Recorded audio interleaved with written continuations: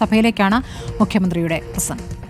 ഇത്തരം വിവേചനപരമായ സമീപനം കാരണമാണ് കിഫ്ബി പദ്ധതികളെ എങ്ങനെ വരുമാനദായകമാക്കാം എന്നതിനെക്കുറിച്ചുള്ള ആലോചനകൾ സംസ്ഥാന സർക്കാർ തത്വത്തിൽ നടത്തിയത്. കിഫ്ബി പദ്ധതികൾ വരുമാനദായകമാക്കിയാൽ കേന്ദ്ര സർക്കാരിൻ്റെ വാദങ്ങളെ ഗണ്ണിക്കാൻ കഴിയും. കിഫ്ബി വായ്പകളെ സംസ്ഥാനത്തിൻ്റെ കടമെടുപ്പ് പരിധിയിൽ നിന്നും ഒഴിവാക്കാനും കഴിയും. അടിസ്ഥാന സൗകര്യ വികസനത്തിനാണ് കിഫ്ബി കടമെടുക്കുന്നത്.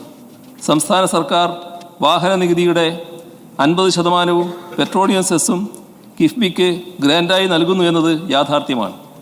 എന്നാൽ അതുകൂടാതെ കിഫ്ബി സ്വന്തം നിലയിലെടുക്കുന്ന ലോണുകൾ കിഫ്ബിയുടെ മാത്രം ബാധ്യതയാണ്. കിഫ്ബിക്ക് ഗ്രാൻഡ് ഇനത്തിൽ ഇതുവരെ നൽകിയ 20,000 കോടിക്ക് പുറമെ ചെലവഴിച്ച 13,100 കോടി രൂപ പൂർണ്ണമായും കിഫ്ബി കണ്ടെത്തിയതാണ്. അത് കിഫ്ബിയുടെ മാത്രം ബാധ്യതയാണെന്ന് ആരോപണം ഉന്നയിക്കുന്നവർ ഓർക്കേണ്ടതുമുണ്ട്. യൂസർ ഫീ ഈടാക്കുന്ന സാഹചര്യത്തിൽ ആ യൂസർ ഫീയിൽ നിന്നും ലഭിക്കുന്ന വരുമാനം കൊണ്ട് തന്നെ കിഫ്ബിയുടെ ലോണുകൾ തിരിച്ചടക്കുന്നതിനുള്ള സാധ്യത തെളിയും. അതുവഴി സർക്കാരിൽ നിന്നുള്ള ഗ്രാൻഡ് കാലക്രമേണ ഘട്ടം ഘട്ടമായി ഒഴിവാക്കാനുമാവും.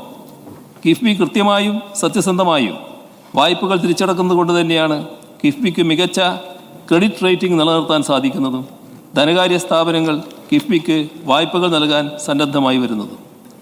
സർ, കിഫ്ബി എന്നത് ഏറ്റവും ഉന്നത നിലവാരം പുലർത്തുന്ന ഒരു സാമ്പത്തിക സ്ഥാപനമായി പ്രവർത്തിച്ചുകൊണ്ടിരിക്കുകയാണ്.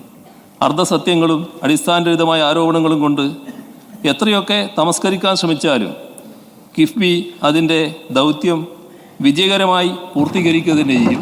അതിനെല്ലാവരുടെയും പിന്തുണയാണ് ആവശ്യമെന്നാണ് എനിക്ക് ഈ ഘട്ടത്തിൽ പറയാനുള്ളത്. കാര്യം ഞാൻ CM പറഞ്ഞതിന് മുഴുവൻ മറുപടി പറയുന്നില്ല, അതിനുള്ള അവസരം എനിക്കില്ല. ഞാനത് പുറത്ത് പറയാം. ഒറ്റ കാര്യം മാത്രം, അങ്ങ് ഞാൻ ഓഡിറ്റില്ല എന്ന് പറഞ്ഞു. ഓഡിറ്റില്ല എന്നല്ല പറഞ്ഞത്. ഓഡിറ്റ് സെക്ഷൻ 14(1) ഓഡിറ്റാണ് അവിടെ നടക്കുന്നത്. അതിന് കിഫ്ബിയുടെ അനുവാദം ആവശ്യമില്ല. അത് സ്റ്റാറ്റ്യൂട്ടറി ഓഡിറ്റ് അല്ല. കിഫ്ബി C&AG നിരന്തരമായി ആവശ്യപ്പെടുന്നത്, വർഷങ്ങളായിട്ട് നമ്മളിത് ഹൗസിൽ പറയുന്നതാണ്, സെക്ഷൻ 21 ഓഡിറ്റാണ്. സെക്ഷൻ 21 ഓഡിറ്റും സെക്ഷൻ 14 ഓഡിറ്റും തമ്മിൽ ഒരുപാട് വ്യത്യാസമുണ്ട്. സെക്ഷൻ 20 ഓഡിറ്റിന് കിഫ്ബി അനുമതി കൊടുക്കുന്നില്ല എന്നാണ് നമ്മൾ പറഞ്ഞത്, അല്ലാതെ ഓഡിറ്റ് ഇല്ല എന്നുള്ളതല്ല. അങ്ങ് പറഞ്ഞ പോലെ 2021, 2022 ഇവിടെ വെച്ചത് കിഫ്ബി ഓഡിറ്റ് ചെയ്തിട്ടുള്ള റിപ്പോർട്ടല്ല. കിഫ്ബി ഈ കടമെടുക്കുകയാണെങ്കിൽ അന്തിമമായിട്ട് അതിൻ്റെ കടമെടുപ്പ് പരിധിയിൽ വരും എന്നുള്ള ഒരു ഓഡിറ്റ് റിപ്പോർട്ടാണ് സഭ ഗവൺമെൻറ് മൂവ് ചെയ്തിട്ട് സഭ റിജക്റ്റ് ചെയ്തത്, ആ റിപ്പോർട്ട്. അല്ലാതെ ഓഡിറ്റ് ഇല്ല എന്ന് ഞാൻ പറഞ്ഞിട്ടില്ല. ഓഡിറ്റ് 41 ഓഡിറ്റ് പോരാ, സെക്ഷൻ 20 ഓഡിറ്റ് വേണം, 22 ഓഡിറ്റ് വേണമെന്നാണ് പറഞ്ഞിരിക്കുന്നത്.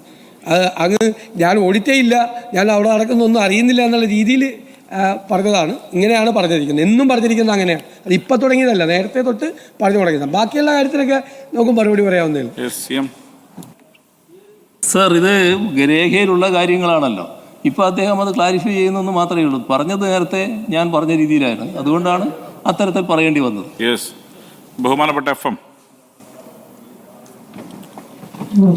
സർ, 2025-2026 വർഷത്തേക്കുള്ള കേരള സംസ്ഥാനത്തിൻ്റെ ബഡ്ജറ്റ് സംബന്ധിച്ച് ഉള്ള ചർച്ചകൾ അവസാനിപ്പിച്ചുകൊണ്ടാണ് നമ്മൾ ഇപ്പോൾ മറുപടിയിലേക്ക് കടക്കുന്നത്.